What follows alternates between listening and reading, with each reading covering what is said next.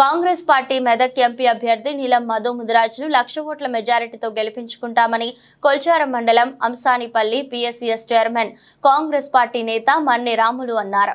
శుక్రవారం నాడు కొల్చారం గ్రామంలో మన్ని రాములు మీటీవీతో ప్రత్యేకంగా మాట్లాడారు. బీఆర్ఎస్ పార్టీ 10 ఏళ్లలో రైతు రుణమాఫీ చేయలేదు, మండలంలో ఒక డబుల్ బెడ్రూమ్ ఇల్లు కూడా నిర్మించలేదని అన్నారు. కాంగ్రెస్ ప్రభుత్వం అధికారంలోకి వచ్చి 5 నెలల్లోనే 6 గ్యారెంటీల్లో 5 పథకాలను అమలు చేసిందని అన్నారు. ప్రభుత్వంలో ప్రజల సంక్షేమమే ధ్యేయంగా ముఖ్యమంత్రి రేవంత్ రెడ్డి పాలన సాగుతుందని మన్ని రాములు అన్నారు. మెదక్కు కాంగ్రెస్ పార్టీ ఎంపీ అభ్యర్థిగా నీలం మధు గారిని నిలబెట్టడం జరిగింది.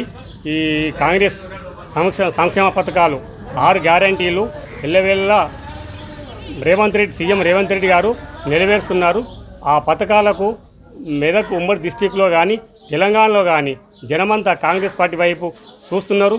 కాంగ్రెస్ పార్టీ బలపరిచిన ఎంపీలను రాష్ట్రమంతటా దేశమంతటా గెలిపించాలని చెప్పి ఆశిస్తున్నారు.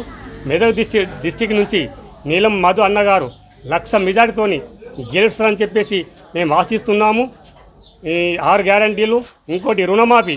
బీఆర్ఎస్ పార్టీ 6.5 సంవత్సరాలు అధికారంలో ఉండి రైతు రుణమాఫీ చేస్తానని చెప్తూ ఒకేసారి 1,00,000 రూపాయలు చేస్తానని చెప్పి రెండోసారి అధికారంలోకి వచ్చిన తర్వాత రుణమాఫీ ఒకసారి 1,00,000 రూపాయలు చేస్తూ అందులో కూడా 25,000లకు ఇంకా 50% కాలేదు, 50,000లకు ఇంకా 50% చేయలేదు, 1,00,000 రూపాయలకు ఇంకా 50% చేయలేదు.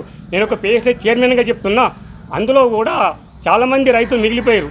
1,00,000 రూపాయలు తీసుకున్నోనికి 1,00,000 రూపాయల వడ్డీ అయింది, కానీ వేరే గవర్నమెంట్ రైతులు చేసినది ఏమీ లేదు. కాబట్టి కాంగ్రెస్ తరఫున అన్ని కాన్స్టిట్యూషన్లల్లో కాంగ్రెస్ జనాలు బ్రహ్మరథాలు పడుతున్నారు. కొల్చారం మండలం నుండి కానీ చేసే చైర్మన్లు కానీ పార్టీ ప్రెసిడెంట్లు కానీ బ్రహ్మరథాలు పడుతూ నీలం మధు గారిని 1,00,000 ఓట్లతోని గెలిపించుకుంటామని చెప్పేసి ప్రతిజ్ఞ చేయడం జరుగుతున్నది.